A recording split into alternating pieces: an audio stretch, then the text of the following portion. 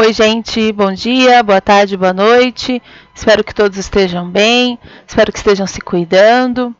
E hoje, conforme eu havia combinado com alguns alunos, também por solicitação de alguns deles, eu preparei uma revisão de literatura, do que vocês viram ao longo desse primeiro ano, para a gente relembrar um pouquinho todos os fatos históricos, as características de cada momento e como se deu esse processo, que vamos chamar aqui de evolutivo, da literatura em alguns momentos que vocês estudaram.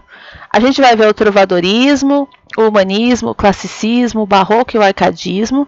E eu vou fazer um videozinho de cada um, que eu acho que fica mais fácil. Pensei em juntar alguns deles, mas depois eu vi que talvez acabasse ficando uns muito compridos, outros muito curtinhos os vídeos. Então eu vou fazer um de cada, tá? Eu vou abrir minha apresentação, só um minuto.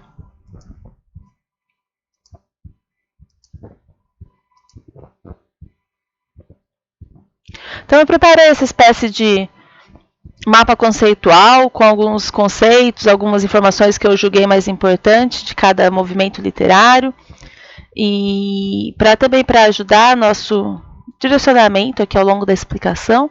E vocês também podem baixar o PDF na postagem que vai estar no ambiente virtual, tá? Então a gente começa pelo trovadorismo, que é este momento que vai acontecer na Europa, este período literário, e ele vai dos séculos XI ao século XIV. E assim, uma coisa que eu queria que vocês tivessem muito em mente é que quando a gente diz de tanto a tanto tempo, não é uma linha que começa assim, começou hoje o trovadorismo, e vai acabar no dia certinho do século XIV ali. Não é tão linear assim, com começo, meio e fim.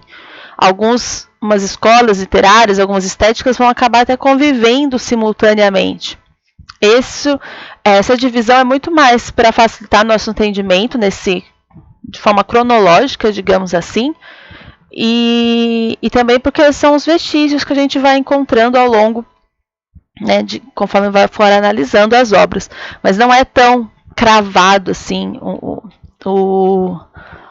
o momento. Às vezes elas vão conviver, voltam um pouquinho num outro momento, não é exatamente uma data muito precisa, assim, digamos assim. Vamos começar pelo contexto histórico. Então, o que estava acontecendo neste momento? A gente tinha uma igreja católica muito forte, dominando tudo, todos os aspectos das vidas das pessoas na Europa, né? A gente está falando de Europa, contexto ocidental. Então, em toda a Europa, a igreja católica é o órgão mais forte de todos. Ela tem uma união com a nobreza, com o poder, então, digamos assim, com os reis, as rainhas, muito forte neste momento. E ela vai comandar todas as áreas de vida das pessoas. Ela vai influenciar os costumes, as tradições, as crenças, não só as crenças religiosas, mas crenças no sentido de que choveu bastante e estragou a plantação do fulano. É culpa de Deus, o fulano deve ter aprontado alguma coisa e Deus castigou. Fiquei doente, estou ruim em casa, acamado, não consigo me curar. É culpa de Deus, você aprontou alguma coisa, então Deus te castigou. Ou então uma coisa boa que você recebeu. O rei perdoou minha dívida. Deus te abençoou, porque você é boa pessoa e tal. Tudo muito ligado nesse sentido, tudo. Ela influencia a obra divina. Um Deus muito punitivo mesmo, assim, muito de olho em todo mundo e dando as bênçãos ou as coisas ruins que acontecem na vida das pessoas de acordo com o comportamento delas. Então, a gente tem também neste momento, já relacionado também à Igreja Católica, isso que a gente chama de teocracia, porque é essa presença mesmo da Igreja, de um Deus supremo em todas as áreas de vida das pessoas, nas leis também, né? Tudo era girava ao redor da religião, no caso, neste momento, a religião católica. Consequentemente, a igreja também comandava o acesso ao conhecimento e à informação. Lembra que a gente viu quando a gente estudou Cordel, que antes, né, da popularização, do surgimento da prensa de Gutenberg, a gente tem um papel muito importante na documentação do conhecimento, que são os monges que ficavam lá copiando e criando esses arquivos da Bíblia e de outros documentos importantes. Então, a igreja ela vai não só por meio desses monges, mas também sobre outros aspectos, porque ela que vai decidir o que deve ser passado à população, o que é uma informação relevante, o que não é, tanto que neste momento ela começa a bater muito de frente com a ciência, e depois isso vai se agravar mais para frente. Então a Igreja Católica vai comandar quem tinha acesso ao conhecimento, à informação. O latim era uma língua muito presente ainda nos documentos, então as pessoas já não falavam mais latim, a gente já tem o português surgindo, assim como o italiano, o francês, o espanhol, o inglês e outras línguas, mas a informação era armazenada e documentada em latim, então isso fazia com que a igreja, que era quem sabia latim, tivesse esse domínio. Então ela vai também comandar esse aspecto. A gente tem o feudalismo como sistema, né, aquele sistema onde tem o senhor da terra e os camponeses que moram ali ao redor, cultivando a terra daquele senhor feudal e devendo a ele favores, né, boa parte da produção, ficando com muito pouco para si, quase com um sistema de escravidão mesmo, com essa questão da vassalagem, que é o que vai aparecer aqui, que é esse servir ao senhor feudal, dever favores a ele e prestar tudo que ele precisar. Então ele tinha ali, a gente tem o senhor feudal que é o dono das terras e ao redor aquelas pessoas que viviam para serem vassalos, para servirem. Outra coisa que eu não coloquei aqui é a questão da higiene, que era extremamente precária, né? Também devido à falta de conhecimento científico, mas muita sujeira, né? As pessoas praticamente não tomavam banho, não tinha essa questão de lavar os alimentos, então era algo que também ocasionava muitas doenças, mas que elas acabavam culpando a Deus do que a falta de higiene, porque não tinha esse conhecimento. Daí Deus era quem castigava quando alguém ficava doente e morria. As características deste momento literário, deste movimento, dessa escola literária. Ela vai se chamar trovadorismo porque ela vai estar ligada aos trovadores, aquele personagem que a gente também já estudou quando viu Cordel, que eram homens, em sua grandíssima maioria, que viajavam de cidade a cidade, de vilarejo a vilarejo, se apresentando, né, com seus poemas líricos, depois também satíricos, com instrumentos musicais acompanhando, e ganhavam a vida assim, os trovadores. Então, por isso o nome de trovadorismo. E as características deste movimento, desse momento na literatura? A gente tem a aproximação da música e da poesia. Então as poesias são declamadas, são apresentadas com instrumentos musicais acompanhando, o que vai, de certa forma, conversar muito bem, porque a poesia tem aquela questão da rima, da métrica, do ritmo. Então, eles vão estar muito próximos disso.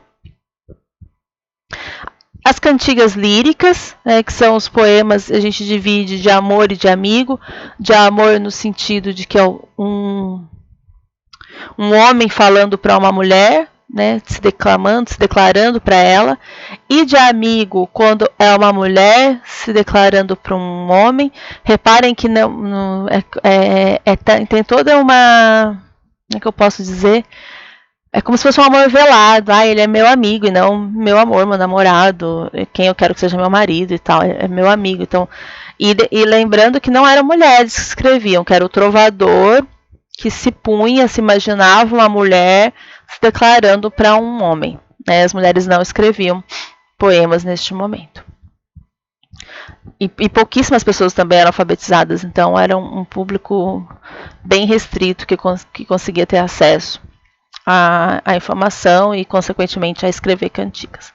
As cantigas satíricas também a gente tem duas diferenças. O objetivo delas é parecido, é praticamente igual, que é satirizar, é criticar, é tirar sarro de alguém, é falar mal de alguém.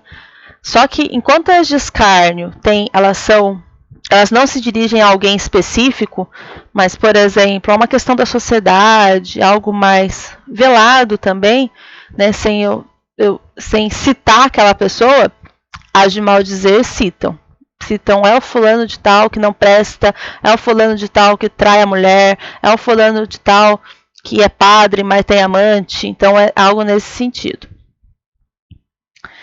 E os temas explorados nessas cantigas, em sua maioria, são o amor, o sofrimento, né, principalmente nas primeiras, a amizade, né, como eu disse, essa amizade colorida, digamos assim, e as críticas político-social nas cantigas satíricas, que são as que a gente tem de escárnio e maldizer. As principais obras que a gente tem, a gente vai pensar, elas são de certa forma até meio repetitivas, porque são cantigas em sua maioria.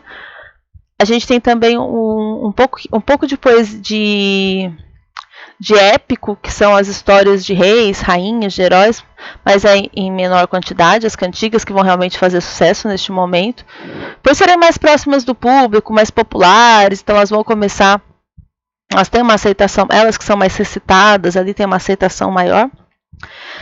E a gente tem a cantiga da Ribeirinha ou cantiga da Guarvaia como a primeira cantiga que a gente tem em galego-português, que seria o início do nosso português hoje que a gente fala, que é do trovador Paio Soares de Taveirós. Então é a primeira obra que vai marcar, digamos assim, o início do trovadorismo português.